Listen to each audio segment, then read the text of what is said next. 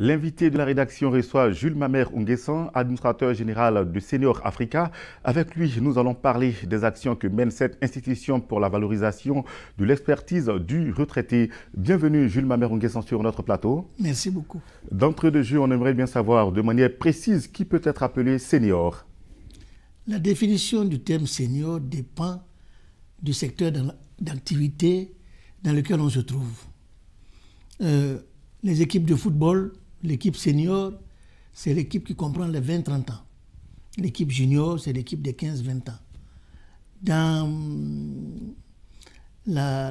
l'acceptation généralement admise, on parle de senior lorsqu'on est d'abord retraité et lorsque on se situe entre 55 et 60 ans. Donc nous avons décidé d'adopter cette définition. Le retraité, donc, chez nous, c'est une personne, le senior, pardon, c'est une personne qui est retraitée et qui se situe entre 55 et 60 ans et plus. Vous êtes un cadre supérieur de l'administration ivoirienne à la retraite aujourd'hui. Parlez-nous un peu de la vie du retraité en Côte d'Ivoire. La vie du retraité en Côte d'Ivoire est faite de haut et de bas. De haut et de bas. D'abord, les conditions d'admission à la retraite. C'est une chose pour certains qui se préparent, pour d'autres qui leur tombent dessus. Dans la plupart des cas, le fonctionnaire ou bien l'agent du secteur privé, dans la plupart des cas donc, ça leur tombe dessus. Et il y a un déséquilibre qui se fait du jour au lendemain. Un déséquilibre qui se fait du jour au lendemain et qui peut poser beaucoup de problèmes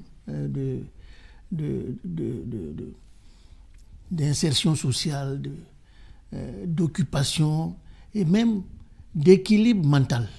Même d'équilibre mental.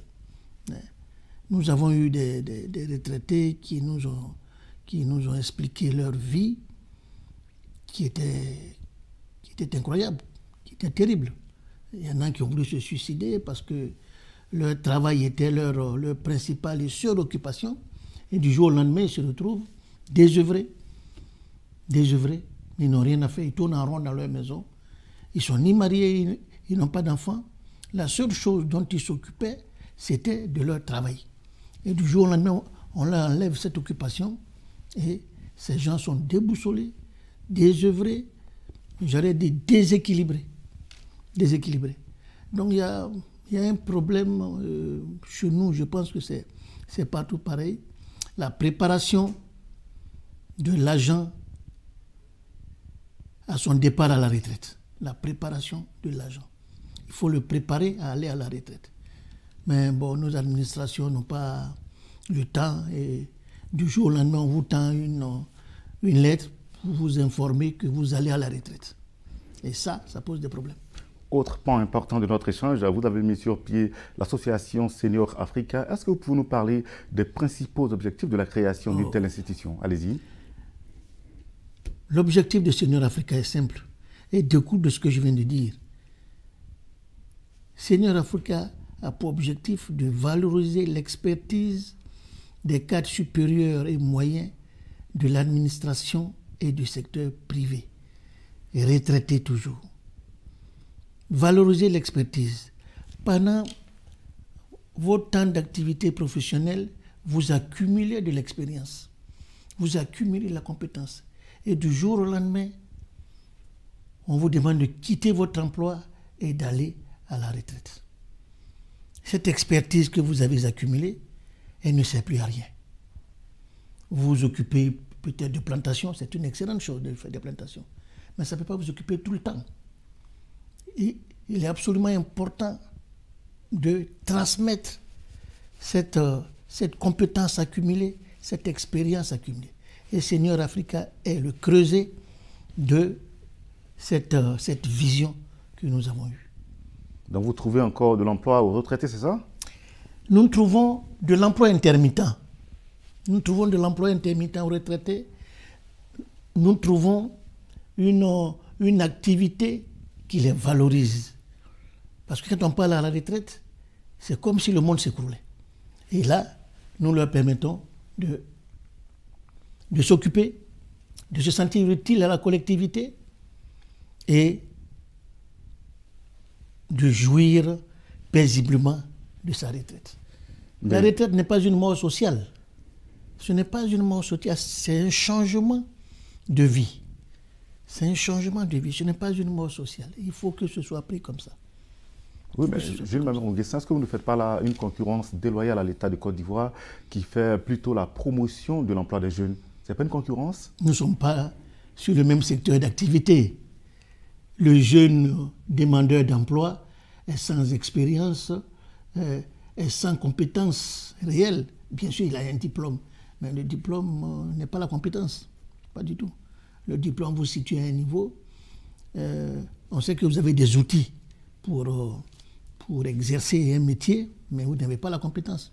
Le senior, c'est complètement différent. Il vient sur le marché du travail intermittent. Il vient sur le marché du travail avec sa compétence, avec son expérience, pour résoudre des problèmes précis de l'entreprise. Il vient pour faire 3 mois, pour faire 6 mois, mais il ne vient pas pour avoir un CDI, enfin, un contrat à durée indéterminée. Non, c'est toujours des contrats à durée déterminée. C'est toujours des CDD et jamais des CDI. Donc le senior, il est considéré comme un consultant? Dans la plupart des cas, il est considéré comme un consultant. Dans la plupart des cas. Il vient résoudre des problèmes ponctuels de l'administration et du secteur privé. On fait appel à lui pour sa compétence qui est avérée dans un domaine précis. Il résout le problème et puis il répare. Ce n'est pas le même secteur d'activité, ce n'est pas le même terrain en tout cas que le jeune demandeur d'emploi. Nous ne sommes pas sur le même créneau. D'accord. Et quels sont les secteurs d'activité qui profitent de vos différentes offres? Senior Africa a pour ambition de regrouper tous les ingénieurs, les techniciens, les ingénieurs en génie civil, en génie électrique, les financiers, la haute finance, les comptables. Et nous n'oublions pas dans cette énumération nos enseignants du secteur éducatif qui sont encore dans la force des larges pour dispenser leur savoir. Senior Africa regroupe tout ce monde-là. Tout ce monde-là et sert à la collectivité dans 2 domaines.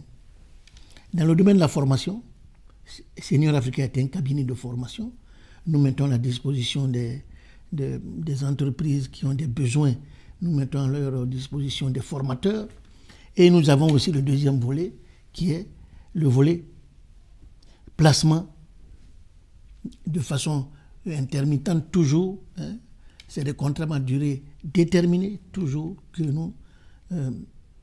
nous proposons à nos entreprises. D'accord. Jules Mamère Nguessan, nous traversons une période difficile en raison de la pandémie du coronavirus. Comment vous arrivez à gérer les seniors en cette situation difficile? Les seniors sont une cible, comment on dit, extrêmement fragile. Nous sommes une population fragile puisque nous sommes, pour la plupart, au-delà de 60 ans. Nous sommes une population fragile et c'est pour cela que nous nous orientons maintenant vers la téléformation. Vers la téléformation qui permet à chacun de rester chez lui, dans son entreprise ou à domicile et de profiter de la formation que nous proposons. D'accord, nous sommes pratiquement au terme de notre entretien. Parlez-nous en 1 minute des prochaines initiatives de Senior Africa, rapidement. Les prochaines initiatives de Senior Africa, c'est de développer cette activité. Nous la développons d'abord sur la Côte d'Ivoire et puis ensuite nous espérons que dans la sous-région, nous pourrons monter des sociétés sœurs à Senior Africa. Parce que les problèmes que nous vivons ici, les problèmes que vivent les seniors en Côte d'Ivoire, je suis certain que ce sont les mêmes problèmes que vivent nos seniors et nos retraités dans les pays voisins. Merci beaucoup, Jules Mamer Nguessan. Je rappelle que vous êtes l'administrateur général de Senior Africa. Avec vous, nous allons parler des actions que mène cette institution pour la valorisation de l'expertise du retraité. Merci, chers téléspectateurs. C'est la fin de l'invité de la rédaction. Merci de nous avoir suivis et bonne suite des programmes sur Medi 1 TV Afrique.